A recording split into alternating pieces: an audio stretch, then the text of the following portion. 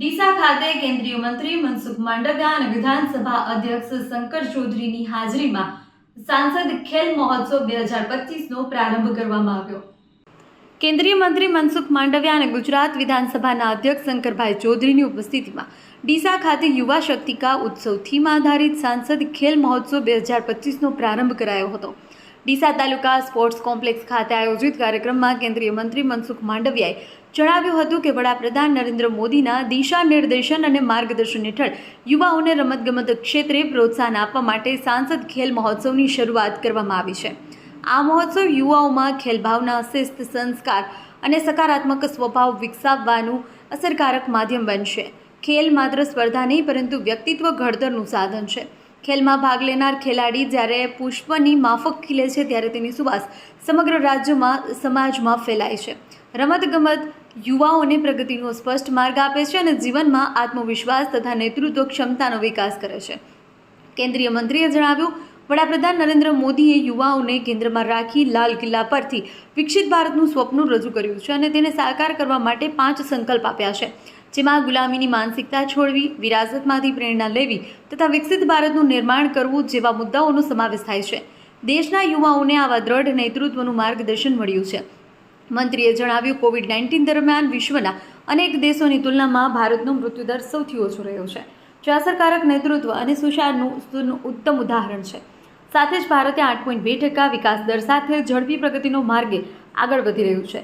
છેલ્લા 12 વર્ષમાં નાગરિકોની સુખાકારી માટે કરનો ભાર વધારવાને બદલે ઘટાડવામાં આવ્યો છે, જે ગુડ ગવર્નન્સનું પ્રતીક છે। વડાપ્રધાનના માર્ગદર્શન હેઠળ ભારતને રમતગમત ક્ષેત્રે વિશ્વના ટોચના 1 થી 10 દેશોમાં સ્થાન આપવામાં આવ્યું ના હેતુથી સ્પષ્ટ રોડમેપ તૈયાર કરવામાં આવી રહ્યો છે। સાંસદ ખેલ મહોત્સવ દ્વારા છુપાયેલ ટેલેન્ટ બહાર આવશે। આવા પ્રતિભાશાળી ખેલાડીઓને ઓળખી તેમને વૈશ્વિક સ્તરની તાલીમ આપવામાં આવશે અને તેનો સમગ્ર ખર્ચ ભારત સરકાર દ્વારા ઉઠાવવામાં આવશે।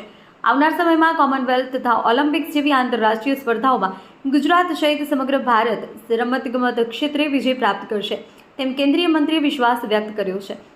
મંત્રીએ તમામ ખેલાડીઓને દેશનું નામ રોશન કરવા માટે શુભકામના પાઠવી હતી અને જણાવ્યું કે ભારતના યુવાનો રમતગમત ક્ષેત્રે નવી ઊંચાઈઓ સર કરશે। આ પ્રસંગે ગુજરાત વિધાનસભાના અધ્યક્ષ શંકર ચૌધરીએ જણાવ્યું, આજનો દિવસ બનાસકાંઠા માટે ગૌરવવંતો દિવસ છે તથા ખેલાડીઓ માટે અત્યંત પ્રોત્સાહક છે। ડીસાથી શરૂ થયેલું આ રમતગમત અભિયાન બનાસકાંઠાના યુવાઓને પોતાની પ્રતિભા સાબિત કરવાની નવી દિશા આપે છે। બનાસકાંઠાના યુવાઓ કદકાઠી અને શરીર મજબૂત બાંધાનો હોવાથી વિવિધ રમતોમાં આગવી ક્ષમતા ધરાવે છે અને આવનાર સમયમાં કોમનવેલ્થ ગેમ્સ તથા ઓલિમ્પિક્સ જેવી આંતરરાષ્ટ્રીય સ્પર્ધાઓમાં તેમનું નોંધપાત્ર યોગદાન રહેશે। તેઓ ગુજરાત તેમજ ભારત દેશનું નામ વિશ્વ સ્તરે ગૌરવપૂર્વક ઉજાગર કરશે તેવી આશા અધ્યક્ષે વ્યક્ત કરી હતી। અધ્યક્ષે જણાવ્યું, રાજ્ય સરકાર તથા કેન્દ્ર સરકાર રમતગમત ક્ષેત્રે ઇન્ફ્રાસ્ટ્રક્ચર, તાલીમ અને આધુનિક સુવિધાઓના વિકાસ માટે સતત પ્રયત્નશીલ છે, જેથી યુવાઓને વૈશ્વિક સ્તરે સ્પર્ધા કરવા યોગ્ય મંચ મળી રહે। સાથે જ કોરોના મહામારી દરમિયાન વડાપ્રધાનના માર્ગદર્શન હેઠળ કેન્દ્રીય મંત્રી મનસુખ માંડવિયાએ દેશ સહિત વિશ્વના અનેક દેશોને વેક્સિન ઉપલબ્ધ કરાવી માનવતાનું ઉત્તમ ઉદાહરણ પૂરું પાડ્યું હતું। એ જ રીતે તેમના માર્ગદર્શન હેઠળ બનાસકાંઠાના યુવાનો રમતગમત ક્ષેત્રે દરેક પડકારોને પાર કરી પોતાની ક્ષમતાનો પરિચય આપશે, તેમ અધ્યક્ષે જણાવ્યું હતું। તેમણે કોમનવેલ્થ તથા ઓલિમ્પિક્સ માટે તૈયારી કરી રહેલા તમામ યુવા ખેલાડીઓને હાર્દિક શુભેચ્છા પાઠવી તેમના ઉજ્જવળ ભવિષ્યની કામના કરી। છેવાડાના ગામડાઓમાં રહેલી પ્રતિભા બહાર આવે, દેશ વિદેશમાં રમતગમત ક્ષેત્રે તક મળે તે માટે વડાપ્રધાન નરેન્દ્ર મોદીએ ખેલ મહાકુંભ, ખેલ મહોત્સવ જેવી પહેલ કરી છે। મહોત્સવમાં યુવાઓને મંચ પૂરું પાડશે તથા શિસ્ત, આત્મવિશ્વાસ, રાષ્ટ્રીય એકતાનો સંદેશ આપશે તેવો વિશ્વાસ તેમણે વ્યક્ત કર્યો। આ પ્રસંગે મંત્રી પ્રવીણ માળીએ જણાવ્યું કે રાજ્યના ખેલાડીઓ આંતરરાષ્ટ્રીય સ્તરે દેશનું ગૌરવ વધારી શકે છે, તે માટે રાજ્ય સરકારે ઘરઆંગણે આધુનિક રમતગમત સુવિધા ઊભી કરી છે। ખેલાડીઓને ઉચ્ચ સ્તરની તાલીમ, ઉત્તમ ઇન્ફ્રાસ્ટ્રક્ચર, જરૂરી સાધન સામગ્રી, કોચિંગ સહિતની સુવિધા ઉપલબ્ધ કરાવી તેમને વૈશ્વિક સ્પર્ધાઓ માટે સક્ષમ બનાવવાના સતત પ્રયાસો કરવામાં આવી રહ્યા છે।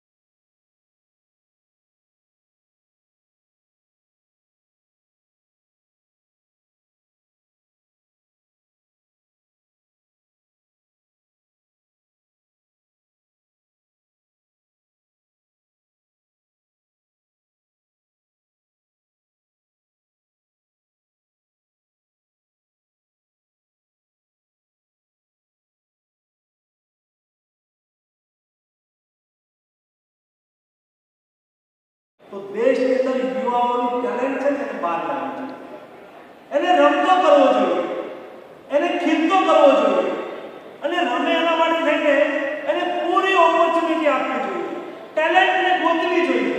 આ તમે ખેલ મહોત્સવ કરશો ને એટલે કેટલા યુવાનીઓમાં રમતગમતની ટેલેન્ટ દેખાશે.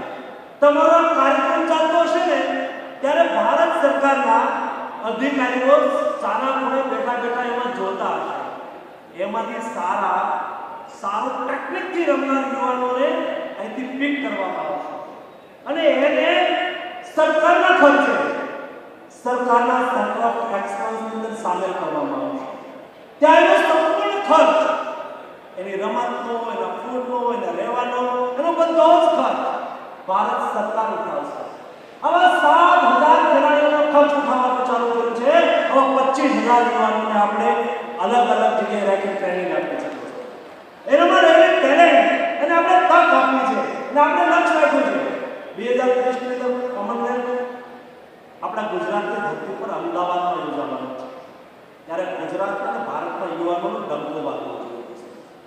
જ્યારે રમતના મેદાનની અંદર યુવાન જીતતો હોય છે ને ત્યારે યુવાન એક નથી જીતતો, એક દીકરો દીકરી નથી જીતતા દોસ્તો, દેશ જીતતો હોય છે. જ્યારે દુનિયાના કોઈ સ્ટેડિયમની અંદર ભારતનો ખેલાડી gold medal, silver medal, bronze medal સાથે વિજેતા થાય અને ત્રિરંગો ઝંડો હાથમાં લઈને જ્યારે સ્ટેડિયમની અંદર ચક્કર લગાવતો હોય ને ત્યારે સારો દેશ એનો ગૌરવ અનુભવતો હોય છે. દોસ્તો, એ ગૌરવ ગાથા બનાસકાંઠા જિલ્લાના યુવાનોને લખ્યું છે. જેમ તમે સહકારી ક્ષેત્રની અંદર દેશ અને દુનિયાને ઉદાહરણ પૂરું પાડી રહ્યા છે, એવી જ રીતે આ જિલ્લાના યુવાનો રમત ક્ષેત્રની અંદર પણ રાજ્ય અને રાષ્ટ્રની અંદર રમીને ભારતનું પ્રતિનિધિત્વ કરે એ જોવાની ઈચ્છા વ્યક્ત કરવા માટે આપ સૌની વચ્ચે આવ્યો છું. આ સાંસદ ખેલ મહોત્સવના માધ્યમથી 25 તારીખ સુધી વિવિધ સ્પર્ધાઓનું આયોજન થશે. 25 તારીખે નડ્ડાજી સ્વયં અહીંયા ઉપસ્થિત રહેશે.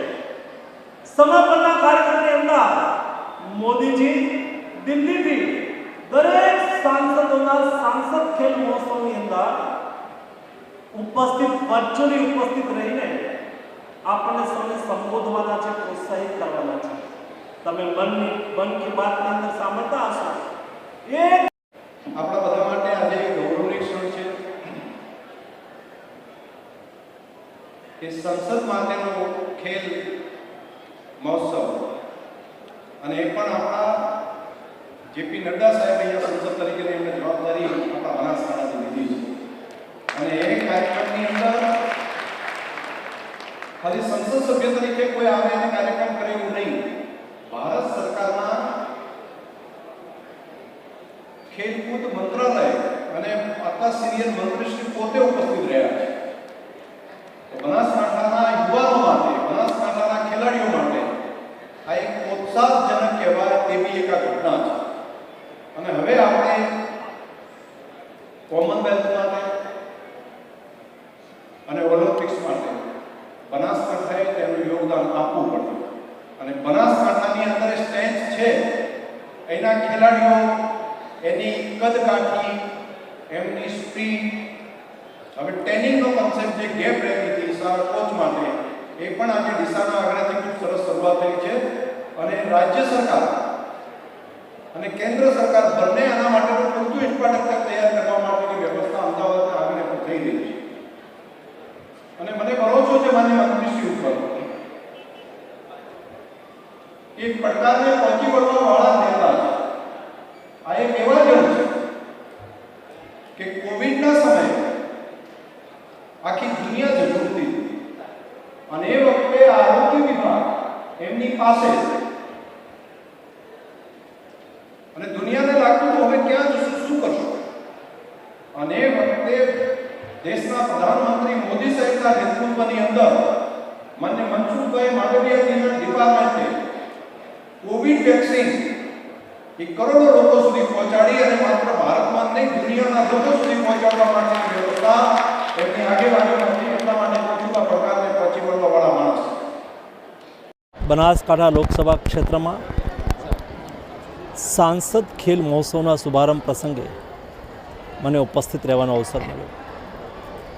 સાંસદ ખેલ મહોત્સવ એ સાંસદ અને આપણા રાજ્યસભાના સભ્ય અને ભારતીય જનતા પાર્ટીના રાષ્ટ્રીય અધ્યક્ષ આદરણીય નડ્ડાજીએ બનાસકાંઠા લોકસભા ક્ષેત્રને સાંસદ ખેલ મહોત્સવ તરીકે પસંદ કર્યો. એમના પ્રયાસોથી બનાસકાંઠા જિલ્લાની અંદર 3 લાખથી વધારે યુવાનોએ સાંસદ ખેલ મહોત્સવમાં ભાગ લેવા માટે રજિસ્ટ્રેશન કરાવ્યું. સ્પોર્ટ્સ એક સ્પિરિટ છે, સ્પોર્ટ્સ એક સંસ્કૃતિ છે.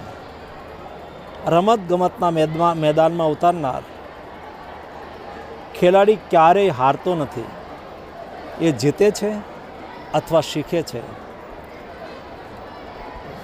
જ્યારે વ્યક્તિ રમતના મેદાનની અંદર વિજેતા થાય છે ત્યારે એ પોતે કેવલ વિજેતા નથી થતો, પરંતુ એમનું વિજેતા થવું રાષ્ટ્રીય અને આંતરરાષ્ટ્રીય ક્ષેત્રે વિજેતા ખેલાડીનું ગૌરવ એમના પરિવાર સહિત સમગ્ર રાજ્ય અને દેશ લેતો હોય છે. જ્યારે દેશ કોમનવેલ્થની આયોજનની તૈયારી કરી રહ્યો છે, કોમનવેલ્થનું બીડ જીતી લીધું છે, અમદાવાદની અંદર કોમનવેલ્થનું આયોજન થવાનું છે, અને જ્યારે ઓલિમ્પિક્સ માટે બીડ કર્યું છે ત્યારે દેશની અંદર સ્પોર્ટ્સ આગળ વધે, મેડલ ટેલીની અંદર દેશ આગળ વધે અને સ્પોર્ટ્સની અંદર આગામી 10 વર્ષની અંદર મેડલ ટેલીમાં ભારત 1 થી 10 ક્રમની અંદર વિશ્વની અંદર સ્થાન પ્રાપ્ત કરે.